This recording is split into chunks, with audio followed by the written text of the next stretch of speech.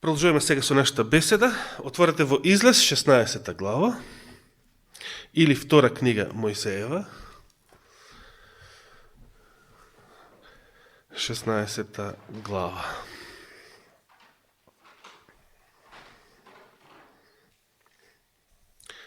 Дојдовме некаде до 21 стих, односно до 6 ден. Откога почна да врне маната за израелците во пустината. Излез или втора книга Мојсеева, 16 глава.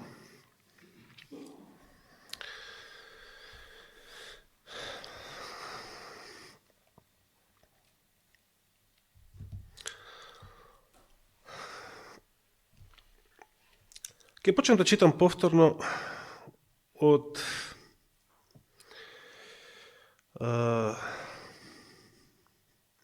19 стих.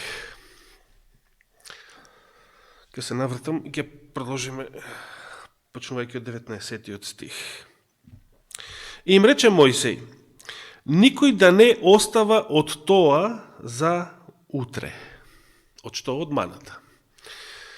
Сега. Зошто не требаше да оставаат, да складираат за утре? Да. Еве, наредно стих ни кажа: но тие не го послушаа Мојсей. Рековме, човекот има голема желба да складира, да прави резерви, да се подготвува за наредна криза. Меѓутоа, што се случило? Тие не го послушаа Мојсей, туку некој оставија од тоа за утре, а тоа што? Овој превод вели: црвјоса и се усмрде. И се налути Мојсей на нив. Да подсетим уште еднаш, според визијата на Елена Вајд, оние кои што во последното време ќе складираат, ќе прават резерви од храна, да се подготват на тој начин за времето кога ќе настапат големите неволји, што ќе се случи со таа храна? Ќе биде или расипана, или разграбена, украдена од гладните неверници околу вас. И едноставно тоа складирање на храна би било напразно. Тоа и според незината визија. Туку вели, значи, се што треба да бидеме, како што требаше да биде и Израел во времето на Мојсей во пустината, да бидеме верни на Господа, а Господ ќе се погрижи за нас. Значи, тоа се однесува на складирање, на правење резерви. Тоа не значи да немаме желба, да речеме, за градинарство или за производство на земјоделски производи, но да не правиме резерви од тоа, од тие производи. Може. Иако некои тегли се расипуваат, нели?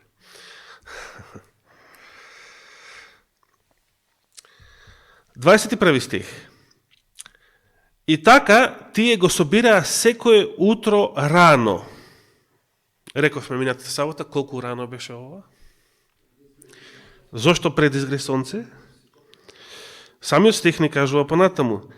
Значи, секој колку што можеше да изеде, а кога сонцето ќе изгрееше, тоа се топеше. Да застанеме малку за миг. Значи, маната, за да биде квалитетен производ, Божи производ, значи, за да биде здрава храна, требало да се собере наутро пред да изгрее сонце, замислите. Значи, многу рано, така. Кога ќе изгрееше сонце, а се уште има мана на земјата, не собрана, што се случуваше со таа мана? Се топеше. Значи, ако оние што не би станале доволно рано и да собираат рано, кои што би сакале повеќе да спијат, например, па потоа да собираат, тие ќе останеа без храна. Ке беше предоцна. Сега, се поставува прашање, а што требаше да прават, да речеме, со таа мана што веќе ја собрале пред да изгрее сонце? Пред да изгрее сонцето, таа мана, зошто таа мана не се топела? Што ќе им требаше за цел ден потоа да се хранат по еден гомор количина за човек, да речеме, веројатно за возрастен човек. Значи, требаше да ја чуваат дома, надвор од вон сончеви зраци. Значи, да не ја види сонце, таа што ќе беше собрана. Да ја скријат негде во шаторите, каде што живееле. Некаде на сенка. И најверојатно покриена во некои глинени садови, најверојатно во тоа време. Ако воопшто имале и такви.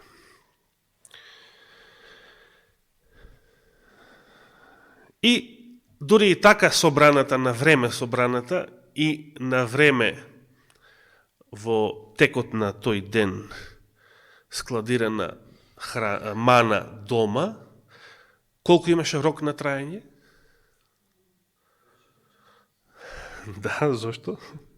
Само за тој ден. Била само за тој ден.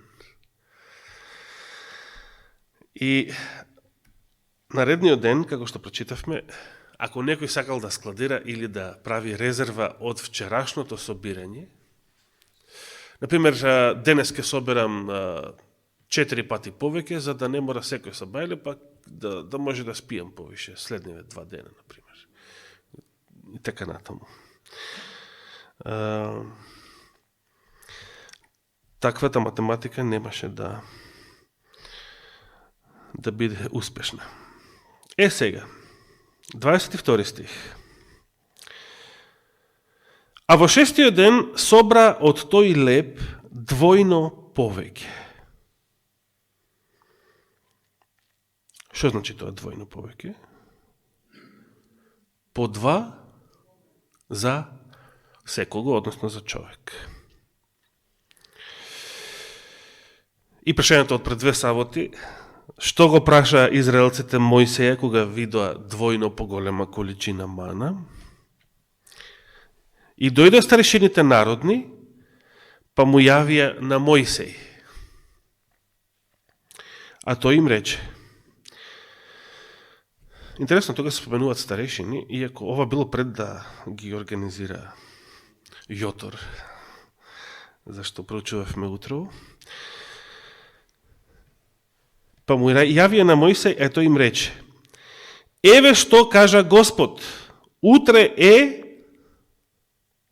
сабота, ден за одмор, посветен на Господ. Што ќе печете, печете. И што треба да варите, варете денес. А што ќе преостане, соберете го и чувајте го за утре.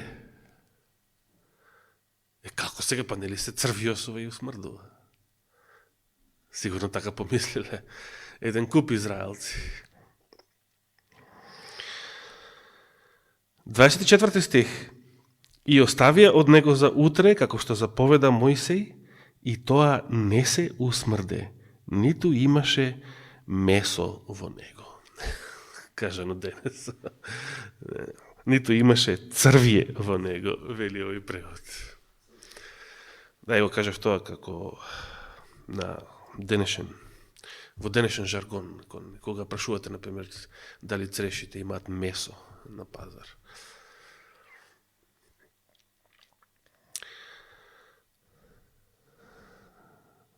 Зошто се случи вакво нешто?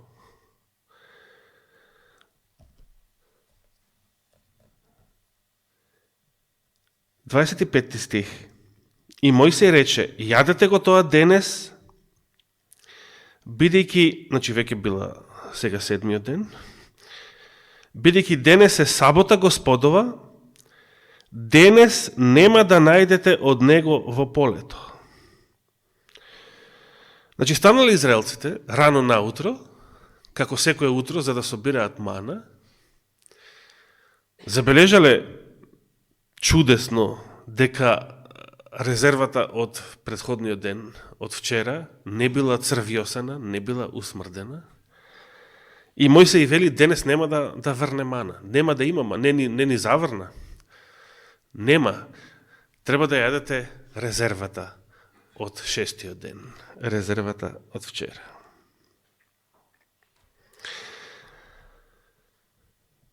Значи, денес нема да најдете од него, од тој леп во полето.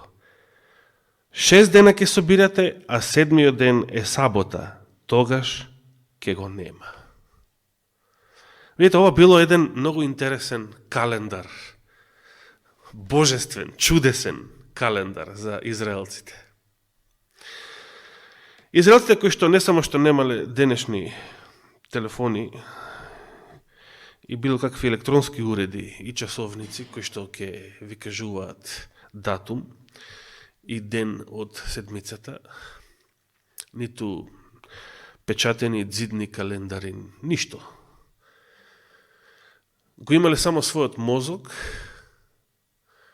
како апликација за проста математика. 6 дена обични поред и 7-миот е посебен. Во 7-миот ден маната не се расипувала. Резервата не се расипувала. Во секој друг ден резерва ќе се расипела. Резерва од вчера ќе се расипела. Во 7-миот ден не се расипувала и не се црвјосувала. Многу интересно. Значи, замислите, ако некој од вас заборави, на некои луѓе им се случува тоа, кој ден е денес, да речеме, заборави кој ден е во седмицата. Што треба да направи? Да, или ќе го извадите телефонот од джеп и така натаму. Порано во весник и така натаму, да се види денешниот весник, што датум носи и така натаму, и кој ден од седмицата. Израелцот во пустината што требал да направи ако случајно заборавил некој кој ден е денес? Не требало.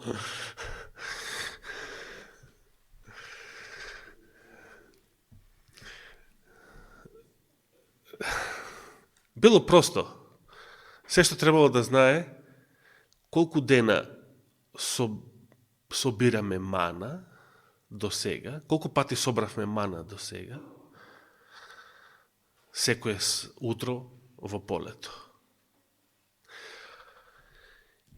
Шестиот ден се гледал по нешто видливо, дори без да се смета. Двојна количина мана во полето. 7-миот ден немало мана во полето, а резервата од претходниот на чудесен начин не се усмрдувала, не се расипувала, не се црвјосувала, значи таа имала подолг рок на траење од претходните денови. 27 стих. И на 7-миот ден излегоа некои од народот да собираат, но не најдоа. Се поставува прашање, зошто излегле некои во 7-миот ден наутро да собираат? Кога Мојсей јасно им рече, денес е сабота Господова, денес нема да јадете од него во полето, во сабота тогаш ќе го нема.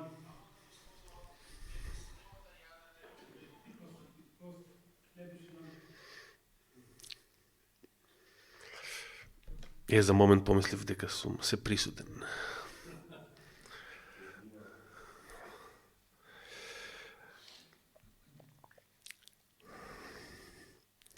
Зошто? Значи, зошто покрај толку јасните Мојсееви зборови, зошто некој излегува во 7-миот ден да собираат?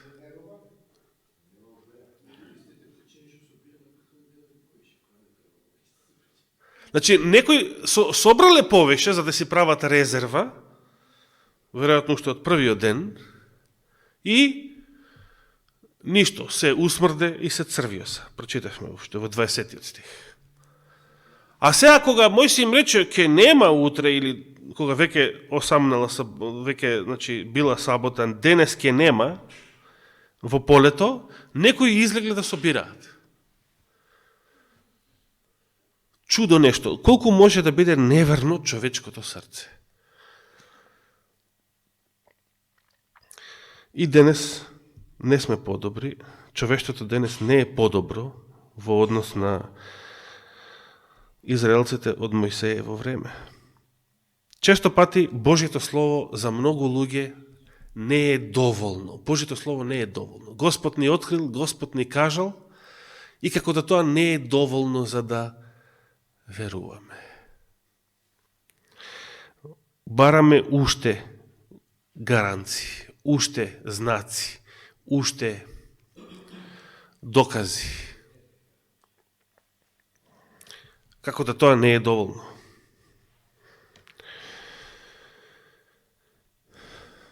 Исто беше и во Христово време.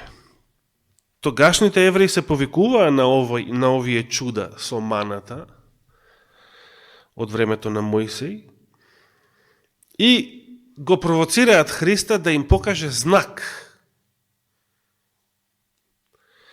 Значи, дали ти можеш да направиш поголемо чудо од ова?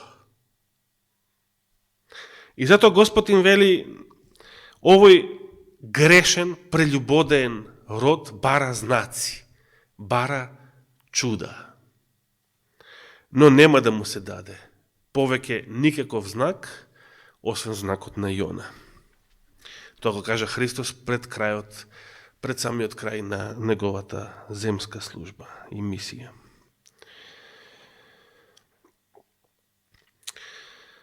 Дваесет и осмиот стих вели, а Господ му рече на Мојсей, значи откако излегува некои во седмиот ден да собираат, но не најдоа, до кога ќе се противите на заповедите мои и на законот мој?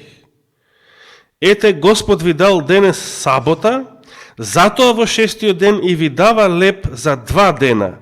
Останете секој во својот дом и во седмиот ден никој да не го напушта местото свое. 30 стих вели, и се одмараше народот седмиот ден. Односно секој седми ден. Да се сетиме, да се подсетиме, зошто Господ решил да го храни израелскиот народ со мана во пустината? Која беше причината што самиот тој ја кажал на почетокот на главата? Да. Се враќаме на 4 стих од 16 глава, каде што Господ му рече на Мојсей, еве ќе пуштам да паѓа леп од небото и народот нека излегува секој ден и нека собира колку што е потребно за тој ден, за да го проверам ќе постапува ли според законот мој или не.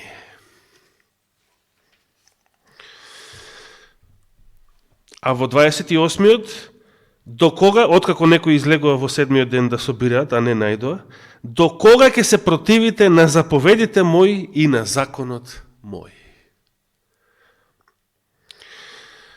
Значи, таа прва сабота, израелците ја утнале. Тој 22 зив, затоа што некои и тогаш излегува да собираат. Меѓутоа, 2 седмици подоцна, кога го слуша законот, Божиот глас, како грми од Синај, кога ја слуша 4-та заповед и последните зборови од таа заповед, во 20 глава 11 стих.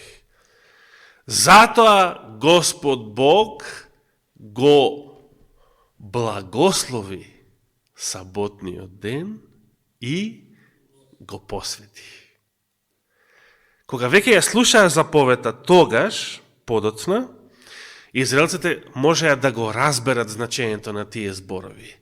Што значи Господ го благословил саботниот ден? Тие веќе, барем најмалку 2 седмици, веќе имаат доказ што значи Господ го благословил. Во тој ден резервата не се усмрдувала, не се расипувала и тоа било случај само за тој ден. И на тој начин и бил посветен, што значи издвоен од останатите. За посебна намена, за посебна цел.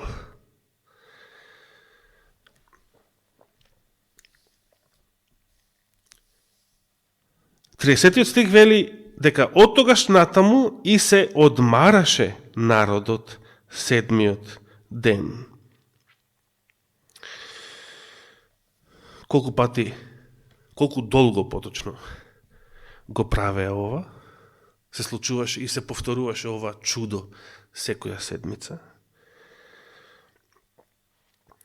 Во 35-тиот стих, малку понатаму, се вели, а синовите на Израел јадеа мана 40 години, додека не дојдоа во населена земја, јадеа мана се додека не стигнаа до границата на хананската земја.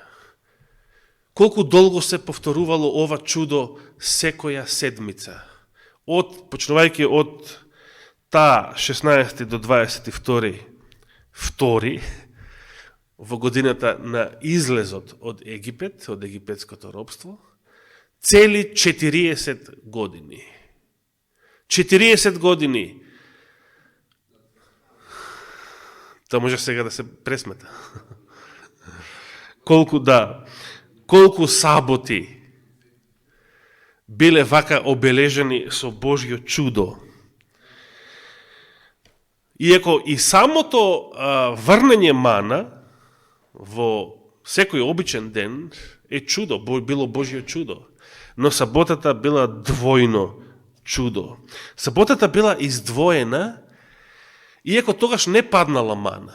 Мислите, секој ден собираат, секој ден врне леп од небото, Божјо чудо, а саботата не врне. Саботата е нешто поинаку, била нешто поинаку и тоа нешто спротивно на предходните 6. Па сепак била обележена и таа со чудо, со тоа што резервата од предходниот ден само во саботата не се расипувала, а во секој друг ден се расипувала. Така и при создавањето. Господ создавал секој од 6 дена, првите 6 дена во битие. И секој создавање во секој од тие денови е само по себе Божјо чудо. Бидејќи нештата кои што Бог ги создал и кои што постојат, не настанале случајно и сами по себе. Како што веруваат будалите. Господ ги создал. Секој ден, се што создавал Господ, било чудо. Бидејќи тоа не може да настане само од себе. Но кога дошол 7-миот ден, Господ отпочина, Господ се одмори, Господ направи пауза од тоа создавање. Значи, во 7-миот ден Господ ништо не создавал. И секој нареден ден после тоа.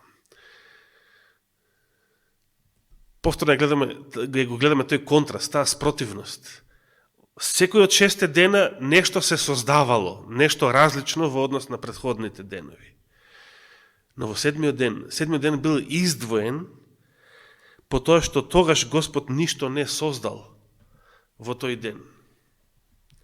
Во што била посебноста, односно светоста на тој ден, кога Господ ништо не создал? Зошто ништо не создал во тој ден? Што било убавината на 7-миот ден од создавањето, кога Господ ништо не создавал во него. А во секој претходен ден создавал нешто. И тоа нешто многу сложено и комплицирано. Господ се одморал. Зошто се одморал? Зошто Господ повеќе не создавал? Што е седмицата? Символ на совршенство. Затоа што убавината на 7-миот ден, значи, во кој што Господ ништо не создавал, немало никаква активност, творечка активност од негова страна. Убавината на 7-миот ден е таа што се било совршено. Причината зашто Господ се одморил, престанал да создава во тој ден е затоа што се било совршено. Немало повеќе потреба нешто да се досоздава. Се било совршено. Што било последното нешто што Господ го создал пред да одмори, да почине во седмиот ден? Жената. Значи, кога Господ ја создал жената, после тоа се било совршено. Много интересно.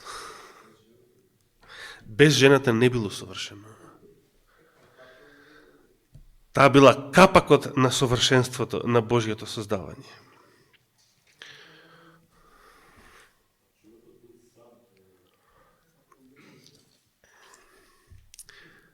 Значи, оно што сакам да го нагласаме, како тоа оној ден кога немало ништо ново, значи Господ повеќе не создавал, или маната тој ден не паднала, за разлика од претходните, на кој начин е тој свет, кога тогаш немало ништо од претходните активности. Значи, свет е затоа што Господ го обележал. Тогаш се било совршено на почетокот при создавањето во седмиот ден, а во пустината, со маната, резервата од претходниот ден не се расипувала. На тој начин саботата, на своја кожа чувствувале израелците, знаеле, имале доказ на своја кожа, дека тоа, маната, преку маната, дека саботата е благословена. Седмиот ден е благословен, посебен ден. И со тоа што е посебен, значи така издвоен за разлика од претходните, и на тој начин е и посветен, бидејќи е издвоен. Тоа значи посветен, издвоен, посебен, за посебна намена. Да се вратиме сега, каде што претходно застанавме, во 31 стих, што беше маната? Дали некој од нас видел мана? Не. Дали некој од нас пробал мана? Дали знаеме како тоа изгледа на вкус, како тоа изгледа од надвор, на очи? Дали може да се знае? Дали ние денес, не мора денес, но ние што живееме денес, може некогаш да откриеме и да дознаеме како изгледал овој небесен леп на очи и на вкус. Повтори, Данило? Што има во ковчегот?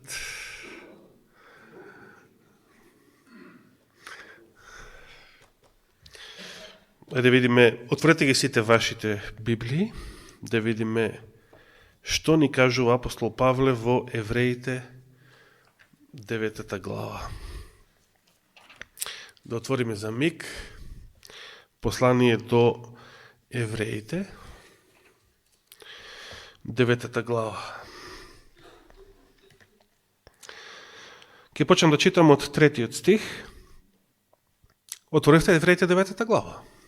Ке почнем да читам од 3 стих. А зад втората завеса од скинијата беше делот наречен светиња над светињите. Во неа се наоѓаше златната кадилница и од сите страни опкован со злато ковчегот на заветот. Овој превод вели во кој, значи во ковчегот, стоеја златниот сад со мана и расцутениот жезол на Арон, како и плочите на заветот, односно 10 заповеди. Значи овој превод вели дека бил во ковчегот. Вашите преводи како велат? 9 глава, 4 стих. Сите Библии велат исто? Добро, да не бараме сега во Мојсей таму, Левит, односно 25 глава, уште од... Во Излез? Излез, тука и сме ние. Да, и го постави Аарон, ке дојдеме до таму, прво да го прочитам 32 стих и 33. Значи, се враќаме излез 16 глава, ќе продолжам со 32-иот. Тогаш Мојсей им рече, еве што заповеда Господ. Видите што Господ заповедал во врска со маната. Го скокравме само за момент 31 стих, но ќе се вратиме на него. 32. Еве што заповеда Господ. Земете еден што? Гомор мана. Истата количина колку што беше потребна за еден човек, за една личност, да јаде за колку време? За еден ден. Земете еден гомор мана за да се запази во родовите ваши, за да го видат лебот што го јадевте и со кој ве хранев во пустината, кога ве изведов од земјата египетска. И му рече Мојсей на Арон, земи еден сад и стави во него еден гомор мана и постави го пред Господ, за да се чува во вашето потомство. И 34-тиот, и го постави Арон пред ковчегот на заветот, вели овој превод, за да се чува, како што му беше заповедал Господ на Мојсей. Значи овдека вели пред ковчегот. Вашите Библии како велат? Пред ковчегот. Сите велат пред ковчегот. А во евреите сите велат во ковчегот. Така. Што е точно? Пред ковчегот или во ковчегот? Ова ќе биде предмет на текстуална критика и ако даде Господ ќе го одговориме во иднина, откако ќе го проучиме изворниот текст и во Стариот и во Новиот Завет. И потоа стиховите што ги прочитавме во 35-тиот, зборовите што ги прочитавме во 35-тиот, а синовите на Израел јадеа мана 40 години, додека не дојдоа во населена земја, значи во ветената земја, јадеа мана се додека не стигнаа до границата на ханаанската земја. И 36-тиот, последниот стих од главата, вели дека гоморот е 10 дел од ефа. Разбирате, каква количина била еден гомор? Вели 10 дел од ефа. Меѓутоа, ако не знаеме што е ефа, не знаеме ни што е гомор. Сега следува наградното прашање од $1 милион. Кој сака да стане милионер? Колку изнесувала количината еден гомор? Повели брат Зоран?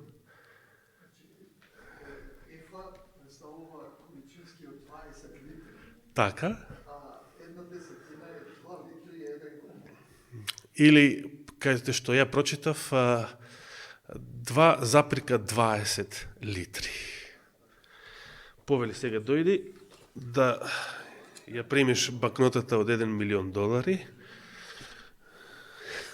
да станеш милионер. Подоцна ќе му биде врачена, колку за гледачите да се уверат дека навистина брат Зоран освои $1 милион американски долари.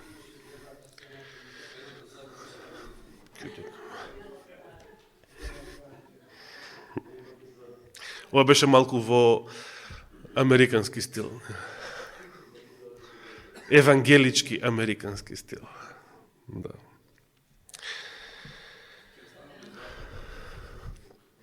Јас мислев да зборувам сега и за да се навратам на 31-иот стих, но ќе мора да го ставиме тоа за следната сабота. Само да го прочитам.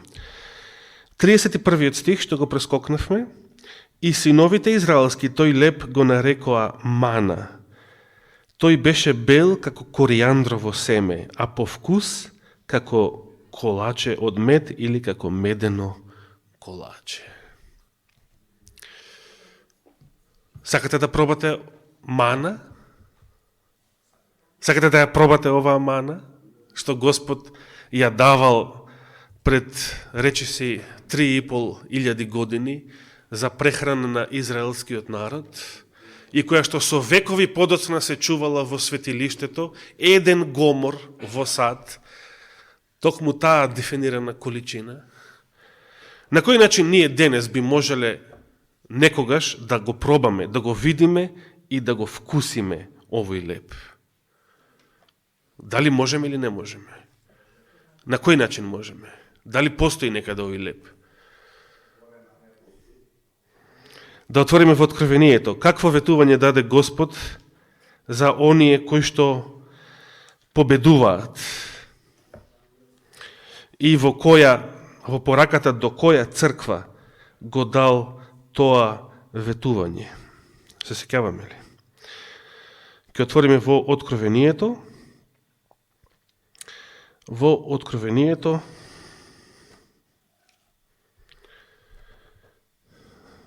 каде? Ајде, библиско прашање. Не е за $1,000,000, бидејќи не е тешко. Откровение, пораките до 7 цркви, која црква? Која глава и кој стих?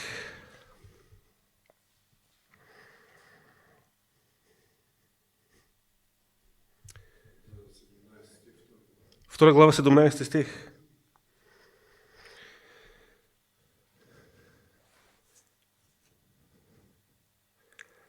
Кој има уво, нека чуе што им зборува духот на црквите. На оној што победува, ќе му дадам да јаде од сокриената мана. Колку прекрасно ветување. Браќа и сестри, секој еден од вас може во иднина да проба од оваа мана, со која што Господ го хранил Израел цели 40 години во пустината пред 3,5 години. Колку совршено. Значи, може да се замислите, ова бил толку совршен леп, така да го наречеме.